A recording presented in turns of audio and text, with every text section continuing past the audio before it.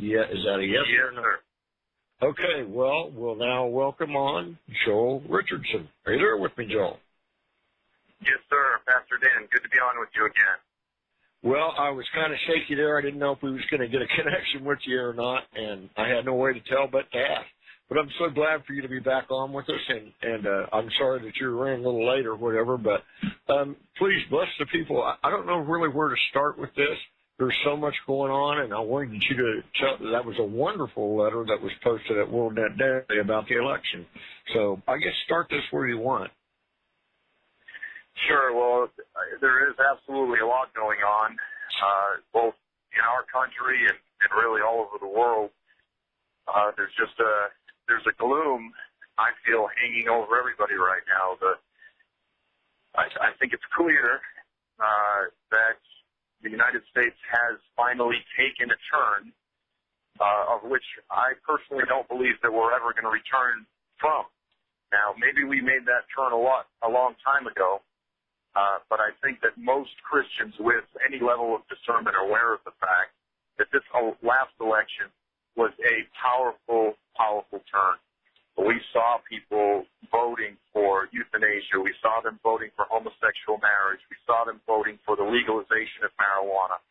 We saw them choose in what, in my opinion, was a contest between, now granted, it wasn't the greatest choice in the world, but it was between a man that was a juvenile, petulant, sophomoric college kid, completely unpresidential, to a man that at least, in so many ways, represents American values. Granted, he's a Mormon, but between the two, it was such a clear contest between fiscal responsibility, between complete irresponsibility, the absolute ignorance of the voters in choosing Barack Obama. In my opinion, I think the financial devastation, the moral turn that this represents, I personally don't believe the United States ever will be the country that you and I grew up with. Okay, let me intercede for a second. Folks, this is what, I agree with Joel, this is what we have been fearing, and I and other people, for one, Frank, the producer of this radio program, said he said that America got stuck in the mud that he didn't think that we'd ever get out of. And he said that like a year or two before the election. And we've had other guests on that said it's over, with this election. And Joel, I will say this to you. The Mormon part is one thing, because there's a lot of, we don't believe in Mormonism for the afterlife and all those other things. But the values that most Mormons carry with them are one of family, and, and against abortion and those kind of things. And so those kind of values, were, what we would call Christian values, I guess I would say. So to me, it was against, an immoral society, against a moral society. And we see which side won. Yeah. And, it's very interesting. I will say this, again, I disagree with the Mormon doctrine of God and their belief in Joseph Smith as a prophet and all of the extra scriptures. There's so many different things that, as a Orthodox follower of Jesus, the actual biblical Jesus, that I disagree with Mormons. However, as American citizens, Mormons actually make fantastic American citizens because they actually believe that the Constitution was inspired almost in a similar way to where we believe the Bible was inspired. They actually believe that the Constitution is a divinely inspired document. Now, I believe that the Founding Fathers had some help. I believe it was inspired, but not in the sense of Scripture. Right. But because Mormons believe it is actually sacred, that's something that they would never violate. That's something that, at least if they're believers, they would never violate. And as far as I'm concerned, I'll take someone that's going to treat the Constitution as sacred over someone that's going to treat the Constitution like toilet paper and something to be overcome. And I think it's very clear that we now have a large percentage of the population they're completely ignorant of the Constitution, ignorant of the values and the principles that it lays out, and who actually believe it's a good thing to deconstruct and reform the Constitution. And I truly believe that we're going to see, over the next 4 years, the ongoing corrosion of the Constitution in so many ways. Where that's going to lead and how quick it's going to get there, I don't know. And I'm sure there will be cycles. I'm sure that we may have a response, and we might have a small up cycle and down cycle. But I truly believe, Pastor Dan, that the greatest days of this country are behind us. It doesn't mean I'm not going to continue to pray, but the implications of that are vast. We're going to see a massive decline in funding for Christian missions globally. With the downfall of the economy will come, in many ways, the downfall of, funding for so many fantastic ministries throughout the world. The implications are significant. Well, I have a question that I've been wanting to personally ask you. I thought this over and I prayed about it, and I thought, well, who would I ask this question? And you came up on my thoughts over and over, so I'm going to ask you this, and it's going to take me a second to kind of reflect it. I kind of feel like this is about the end times. With Israel, finally, Yeshua is going to save Israel in the finality of things. And America has always been its, so to speak, protector. I mean, we're the ones that recognized it so it could become a state again. Now, would not, for the things that have to happen prophetically, wouldn't America have to withdraw from being the one to protect Israel, so to speak? Do you understand what I'm saying?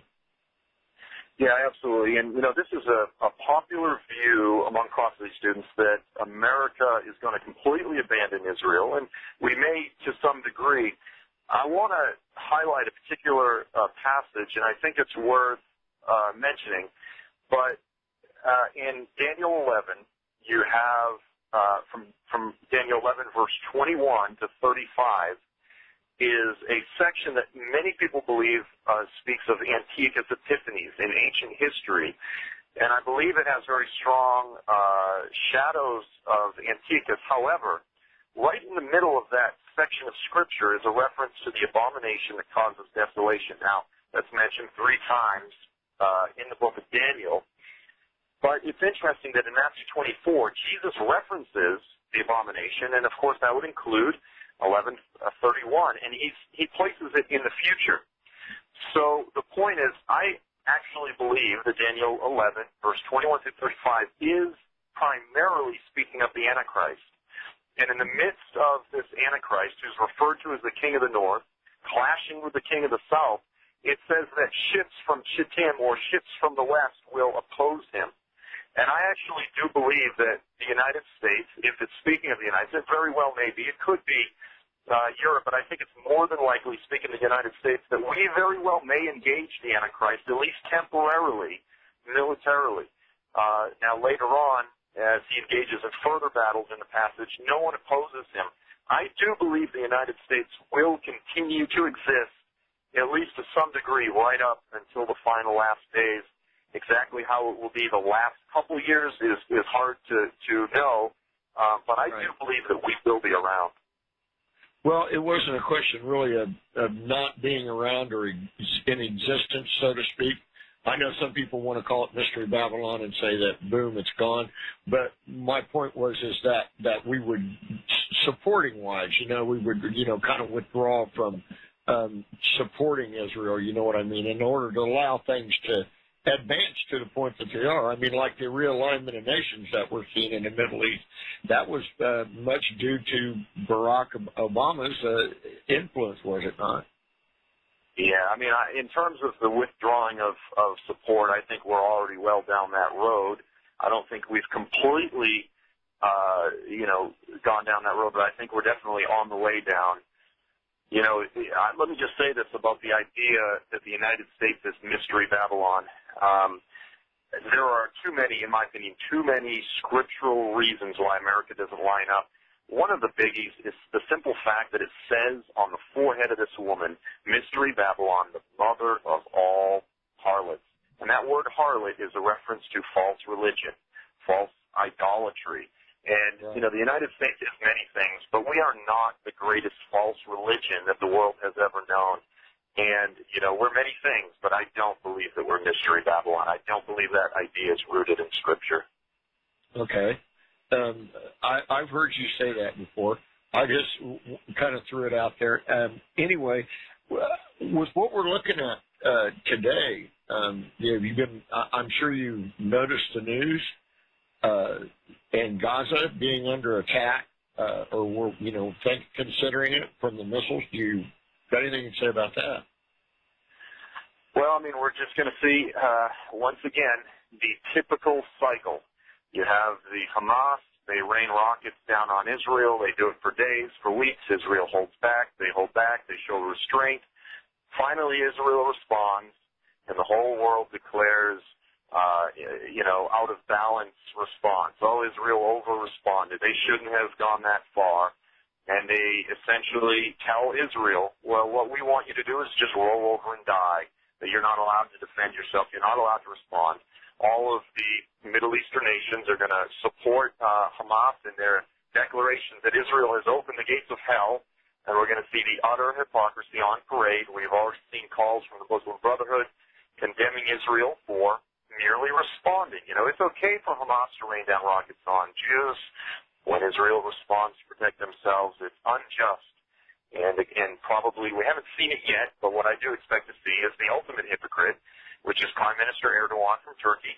And he's going to condemn Israel, as he always does, despite the fact that when the Kurdish separatists rain a single rocket into Turkey, he responds fiercely. And when Israel behaves exactly as he does, he condemns them and says that they have no right to do that. So in the next, weeks as this continues, we will see hypocrisy on parade. And, once again, it's time to pray for Israel. Yeah, absolutely. I'm wondering about, I don't know if you knew that Egypt is standing up for the Hamas right now, and there's supposed to be some kind of meeting with Egypt before Israel decides whether to invade Gaza or not. Do you put any credence with that or any kind of significance with that? No, Egypt has threatened that they may actually get involved if Israel, goes into Gaza. That Egypt has actually threatened to get involved. Now, again, the wonderful fruit of the foreign policy of Obama, the destroyer. If Egypt gets involved, will the United States get involved? Will we threaten to take back the millions of dollars of support that we're giving the Muslim Brotherhood? Here's a perfect example. What kind of support will we offer to Israel when all of the surrounding nations begin, moving against Israel? And, again, another factor that's coming out of it from what I've seen is that there's clear Iranian support in Hamas, that they're actually Revolutionary Guard trained operators that are in charge of launching the missiles and have actually brought in Iranian supplied equipment. So, this is clearly, this is stepping things up significantly beyond anything that Israel has dealt with in the past. Yeah, absolutely. With having said that, it doesn't look very good. I know everybody seems to be pretty worked up over it, and something I guess I wouldn't call it funny, but they actually caught some Palestinians in Gaza acting like they were injured, and in the next film they saw them standing up and walking around, and so they're really playing it up. It's just really pretty ridiculous. It's like they don't think anybody's watching. You know what I'm saying? Well, it's just like Obama. He does what he wants, and he expects the media to support him, to back him, to be his backers. And unfortunately, even Hamas knows that much of the Western media will be their backers, and that when this type of thing is caught, that they'll turn a blind eye. And thank God for some of these media watchdog groups that are conservative that are exposing it. But if it were not for some of these small outfits, none of the big outfits would expose it, because we know where their allegiance lies. Yeah, absolutely. Well, we've got some other things to talk about. I'm curious about this. I don't know anything about this. You sent me a note that said something about a UN representative who wanted to call for Istanbul to be the capital of the world. What's that all about? Yeah, there was an op-ed piece that was written by a representative from the UN. It was probably about 2 weeks ago now, and he was actually calling for this plan to make Istanbul to be literally the world capital. He's saying that, we need a world capital, and he was arguing for why Istanbul would be the ideal city. And as you know, Pastor Dan, we've been talking for years now about the emergence of Turkey as a regional leader. It was also just a few months ago that Prime Minister Erdogan of Turkey was talking about carving out a huge section of Istanbul and building it up in order to compete with Dubai, that it would actually become sort of the Wall Street of the Middle East. He wants to become the financial capital of the region. And so, once again, it's the merging of multiple trends from various avenues, different arenas, different players. The skeptics will say, all of this prophecy fulfillment, this is nonsense, this is just self-fulfillment. Evangelicals believe in these things, Christians believe in these things, and thus they bring them about. Prime Minister Erdogan, UN representatives, they're not reading our stuff.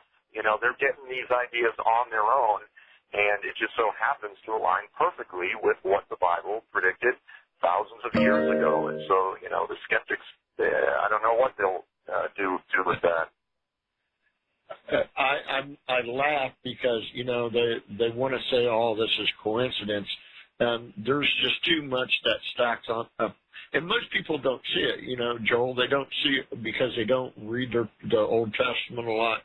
So you don't see all the various things that, it would have to be such an incredible amount of statistically impossible coincidence that's led us up to this time, right? Yeah. And, they exchange the glory of God, and in thinking themselves wise, they become fools, and they write it off as coincidence, despite the amazing amount of faith that it takes to believe that. Amen. Well, listen, we've made it to 26 minutes past the hour. That means in about 30 seconds or something like that, we're going to go for a break. And then we'll come back and we'll talk some more. But give them your website, please, where they can find your books and your great DVDs. I've been telling them about that they need to get your DVDs because it's a way to share with family, friends, the local church. Because, we live in an age when not everybody wants to read books, which amazes me. But tell us where your website's at. Sure, yeah. It's just at joelstrumpet.com. It's the prophet Joel, not me, or maybe it's me, but it's joelstrumpet.com, blow a trumpet in Zion. And, I'm putting up regular articles exegeting various passages, current events, and so forth, and we've got a lot of resources as well. All right, absolutely. Folks, we'll be back in 3 minutes with more with Joel Richardson.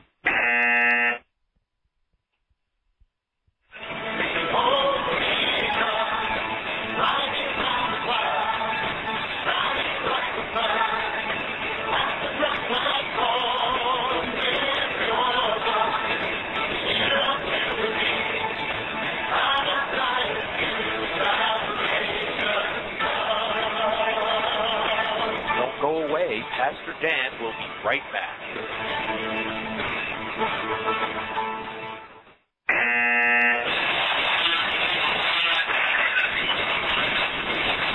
Countries have denied Internet access for their people during civil strife. The FCC seized in-use commercial shortwave frequencies right after the September 11th attacks. No one communication system can be depended on to be there when you need information. You need choices. You need a KU-band free-to-air satellite system from AVR. The AVR system includes a receiver, an LND, and a 75-centimeter dish. All you need to get on your own is the coaxial cable. The system is delivered to your door for $149.99. That's right, delivered for $149.99. That's the shipping and the system, $149.99. Call 541-225-4659. That's 541-225-4659. Or visit AmericanVoiceRadio.com and click Satellite System.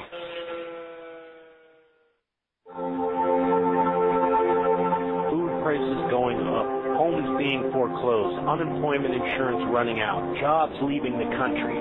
Many people cannot afford to eat or keep a roof over their head. Too many can do neither. Messiah's Branch has a mission church in Wichita, Kansas that helps the victims of this banker's economy, the American people. Your neighbors. The mission is the last hope for so many Americans. We need your help to lift up the poorest of the poor. These are men, women, and children who once had homes, now in the street. They all need what you need. First aid, beds, food, clothing, and so on. You can send a monetary gift or a box of necessities to 230 West 4th Street, Florence, Kansas, 66851. Or donate online by going to WichitaHomeless.com, or simply call 316-619-4886, 316-619-4886.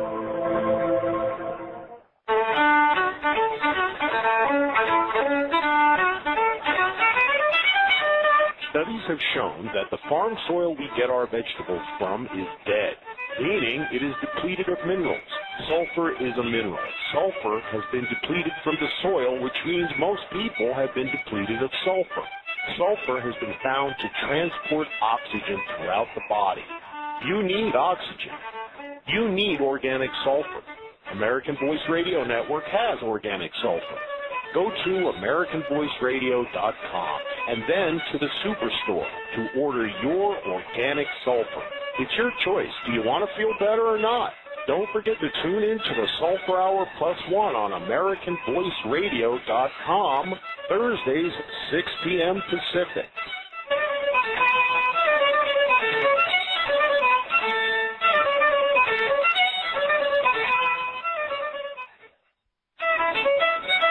American Voice Radio Network is heard on Galaxy 19 at 97 degrees west, transponder 23, frequency 12115, audio PID 2595. AVR is heard on the left side audio channel, and AVR2 is heard on the right side audio channel. Remember, both AVR and AVR2 are on Galaxy 19. Same network, double the choices.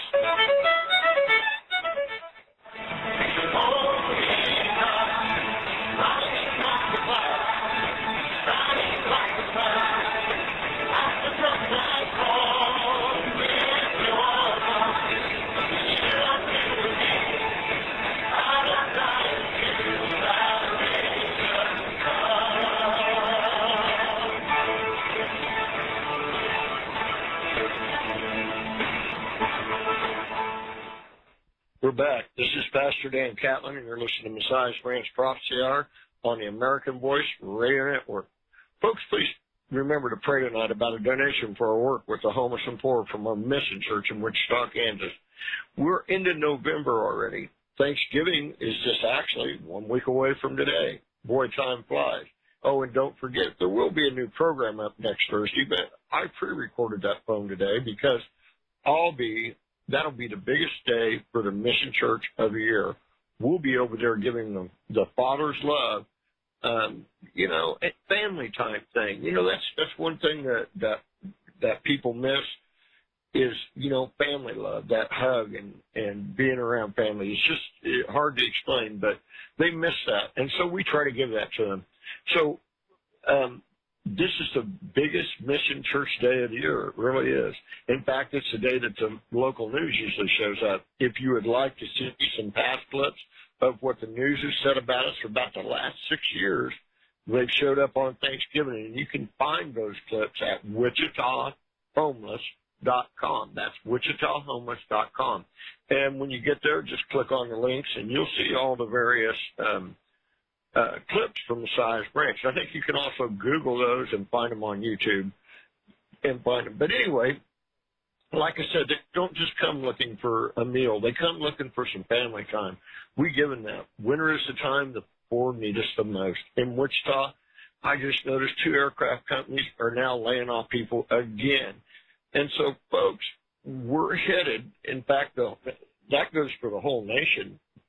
Have you noticed all the people that are being laid off and companies are quitting. I'm sure you have been because of Obamacare. Things are going to get worse, I think, before it gets better. As Joel said, I really don't know where this is headed to. But we must pray. In order to get through these kind of times, we need to be right with the Father, and that's the big thing. But anyway, in supporting the poor is something that is always a good thing to do. The Father tells us, it says it in Scriptures, it says that we should, Yeshua said it, in fact, we should store up our treasures in heaven and not for things here on earth that could be taken away. And that's one way to do it, by helping people that couldn't possibly pay you back. We serve our Father by serving others. And right now, we do need a miracle to get through these winter months. Anyway, pray about it.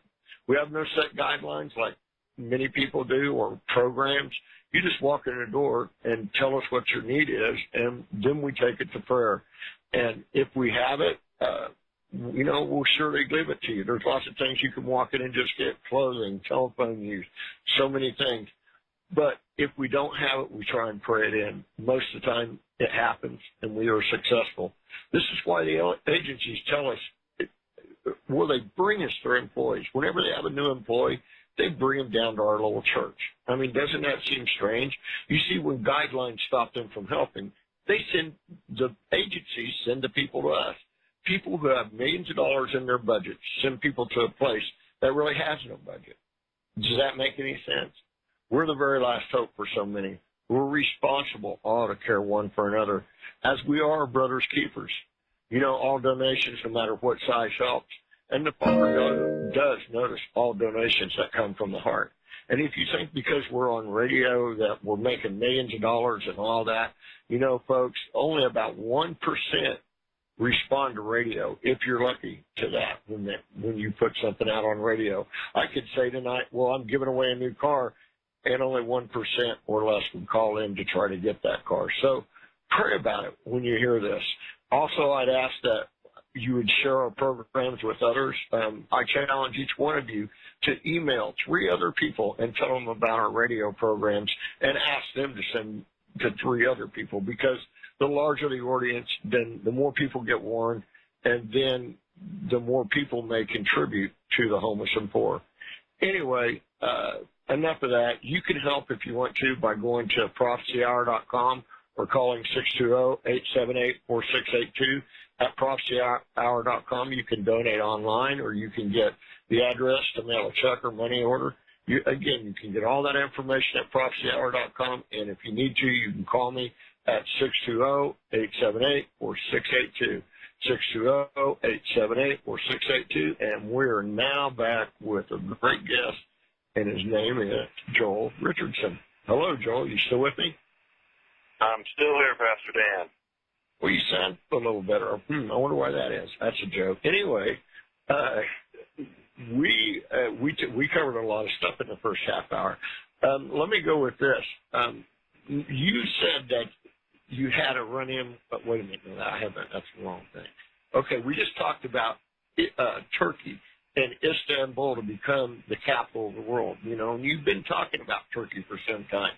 That reminds me, didn't you have a really unusual run-in with somebody in Turkey? Well, a few years ago, I went to Istanbul, and I met with this Muslim leader, an incredibly unique individual. His name is Adnan Oktar. His pen name is Harun Yahya. He's actually the most published author in the entire Islamic world. He has over 65 million of his various books and DVDs and so forth out there. His organization, he says that he's authored these things, but I think he has a whole team of writers that he's actually written over 200 books. And so I had a chance to sit down with him at a few meetings and had the chance to challenge him, invite him to become a follower of the Jesus of the Bible, not the false Jesus of the Quran. And, we talked about the end times and a lot of different things. And it was very interesting. He said, well, you're a polytheistic Christian now, essentially a pagan, but when the Muslim Jesus comes back, you'll follow him because you'll follow Jesus. And I said, no, you don't understand. if some guy comes back and he says he's Jesus, then I will not follow him, because if he doesn't line up with what the Bible says and with what the real Jesus warned us of, then I would see him as a false prophet. And he couldn't fathom the idea that the Islamic worldview is wrong. He couldn't fathom the idea that we would view his prophet, or an Islamic Jesus, as a false prophet. It was amazing. He talked about, here was a Muslim leader saying that he wants to see the temple in Israel rebuilt. All of these things. And I looked at him and I said, listen, all of the things that you're proclaiming, these are all things exactly that the Antichrist will proclaim. Now, of course, I was not inferring that he's the Antichrist. Right. And I looked at him and a handful of his leaders in the room, and I said, I'm greatly concerned for you. I'm greatly concerned because you are deceived, and you're greatly deceived, and you're deceiving all of your followers as well. And I would like you to become a follower of the Jesus of the Bible. And if you accept this invitation, this life will be very difficult for you, but you will have a place in the kingdom of God. But if you reject this invitation, your place will be in the hellfire.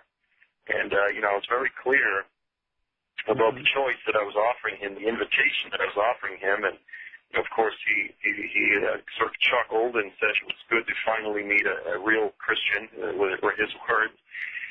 And it's interesting now, since that time I wrote an article, and I've been in communication with his people, and since that time he has taken a very unusual turn. If you go on YouTube, you can see a lot of videos of him, and he has all these women that are dressed up essentially like prostitutes, to be frank, and he has his own TV show there in Turkey. Well, I had written an article saying that Turkey was turning again toward neo-Ottomanism. They want to revive the Ottoman Empire and rule the whole Middle East. And there's a movie there called 1450, is it 2 or 3, when Mehmet the Conqueror conquered Istanbul. And so they're celebrating the conquering of Istanbul by the Muslim conqueror. And this sort of revival of celebrating the time of the sultans and the Muslim conquering is incredibly popular right now. And I just said this is all trending toward, that which I've been saying for years, this rise in Turkish nationalism. They want to control the Middle East. And then I said, the Antichrist spirit is rising in Turkey. Well, that made big news throughout all of Turkey. It was in several Turkish newspapers. And so despite my previous warm relationship with Mr. Akhtar, he dedicated at least one of his shows, maybe 2, to renouncing me and explaining how I'm greatly deceived and I'm sitting in the lap of the Antichrist and I'm a follower of Satan and all of these different things. As his women followers, as I said, that essentially look like prostitutes, just sort of sit there and nod in agreement with him. It's an incredibly surreal thing to watch, but if you're interested, it's certainly worth looking up on YouTube. Well, I want to backtrack and ask a little bit more about this. Now, originally, just to be clear for the people, of course I know the story. In fact, you told me about it right when you got back. In fact, we've got an old radio program, folks, that Joel talked about this when he first got back. But he looked you up, did he not? You didn't look him up and say, okay, go visit this guy. He looked you up, right? Correct?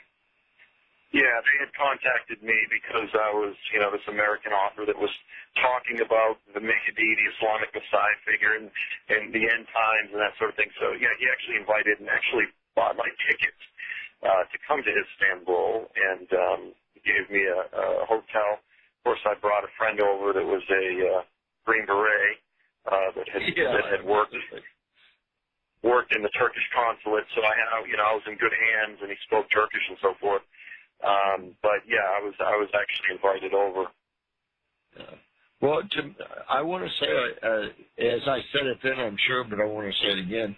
That took a lot of courage to do that. I mean, I look at you like basically a family guy, and pretty normal guy, and to be called over by some Sultan, which I don't trust those guys over there anyway, and to go over there and then witness to him in front of, listen to this, folks, he went and witnessed Christ in front of all his men and everything and tell him he's wrong. That took a lot of bravery. What did you find within you to be able to do that?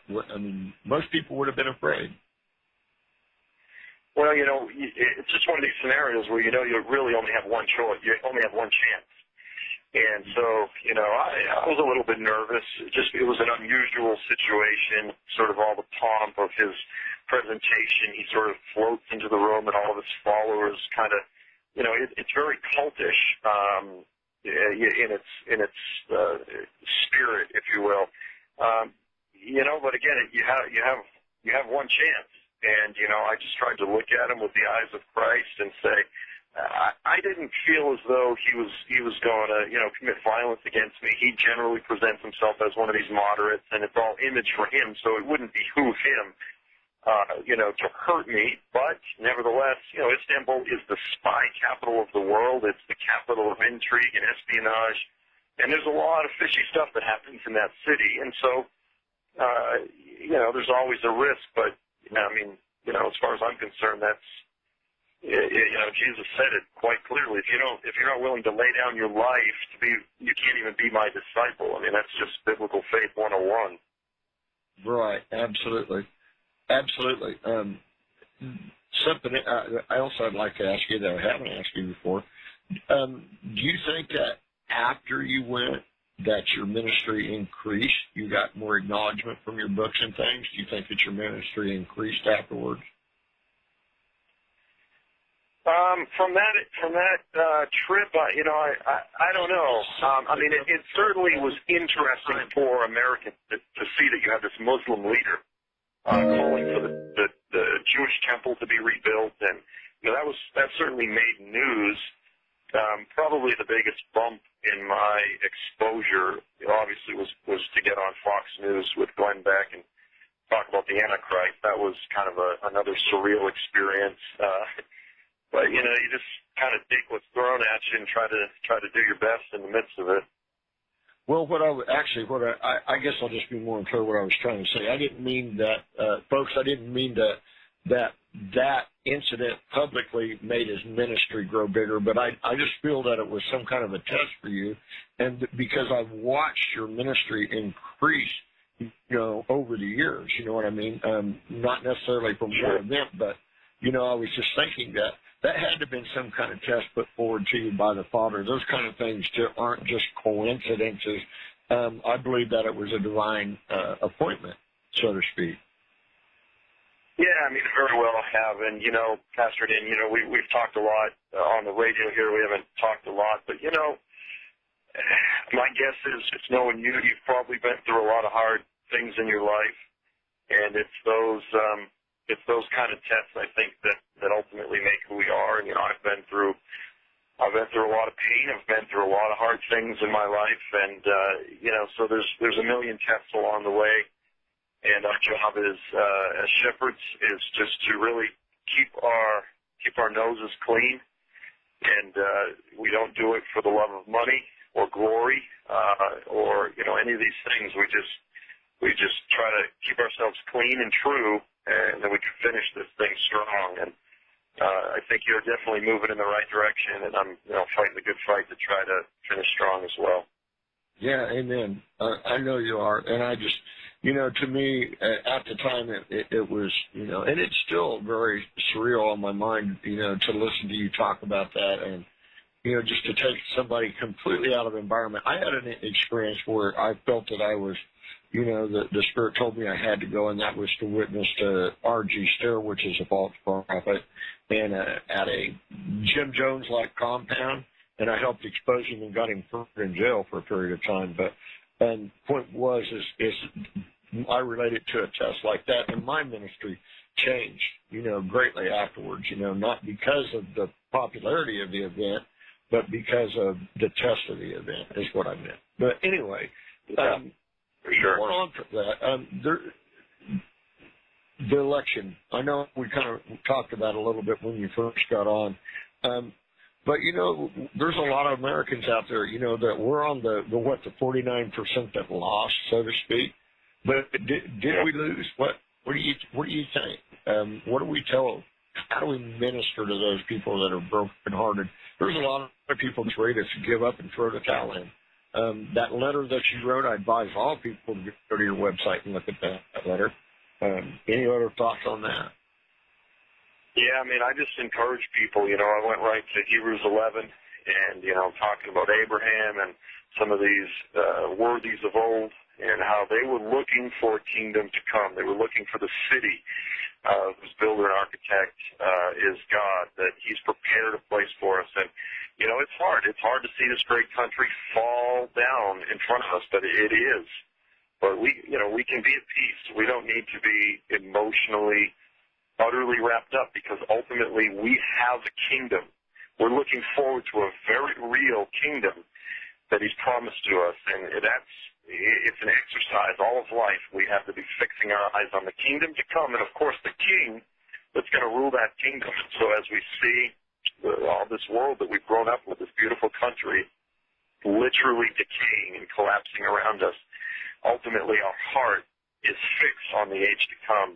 And then for those that are really struggling, I threw in the additional factor that based on Psalm 110, it's very clear that when Jesus returns, He's literally going to kill unrighteous leaders. It says He will crush kings on the day of His wrath.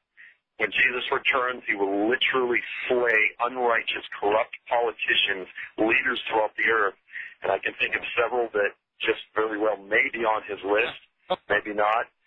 But I take a certain level of comfort in that, knowing that some of these incredibly unrighteous, unjust individuals will face a day of justice. They will stand before the judgment seat of Christ, as we will. And I say, Lord, have mercy on me. But I do take great comfort in knowing that there is a day of justice when the wrongs that we groan under will be made right.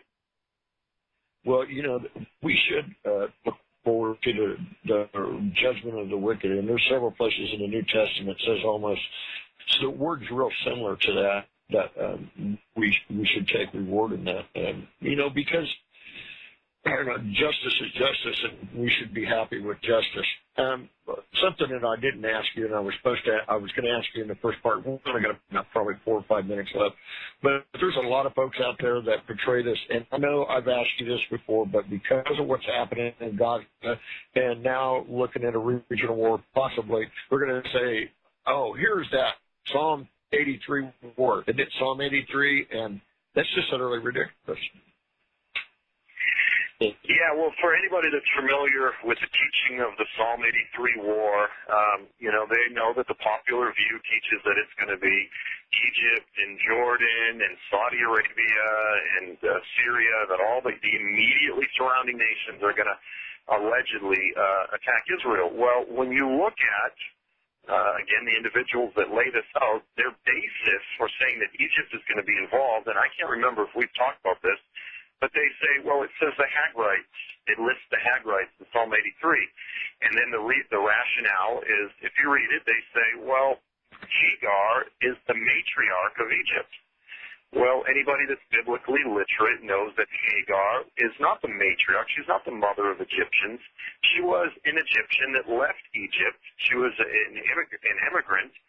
And then her people settled in essentially northern Jordan. And so the whole exegetical basis for claiming that Egypt is involved is completely illogical, poor history, poor interpretation. So Egypt isn't even included in the Psalm 83 list of nations. Likewise, I would argue that really Syria is not included either. Iraq, that's also included in the popular view, but it's not even really. It's only northern Iraq. That would be the Kurdish region. So it's just the whole theory. It's really captivated many prophecy students. But when you really get down to it and examine it in light of history and solid scholarship, it's kind of a myth. It's a made-up myth. And then when you look at the nations that are included, they're always referenced in numerous other passages throughout the Bible as being judged when Jesus returns. Right. So again, if they're about to be destroyed by the IDF any day now, How is it that they're destroyed 7 years later, or at least 7 years later? It's simply a theory that doesn't line up with Scripture. Well, Joel, you should pray about it and maybe write an article or one of those one-pagers you do so well about it, because there's a lot of people that are wrapped up in it. And a lot of those people, folks, I think they make up that war because they can't explain some of those events with having a pre-trib rapture point of view of things, so they have to have an extra war to do that. But anyway, I want to take this last about minute or so. You have a heart to reach the Muslims, and you're trying to, raise up a missionary school, and I want people to check you out about that because maybe they can contribute and help you. Sure. Well, yeah, next year we're beginning, it's called the Global Center for Islamic Studies and Evangelism. It's actually in Kansas City, and it's with I Squared Ministries. They're moving their ministry from California out here. It's a program where we can raise people up, train them in every which way. It's about a one-year program, some of the best teachers in the world, and to be thoroughly equipped to meet the Islamic challenge. And so in order to do that, of course, like any missionary, I need to raise support.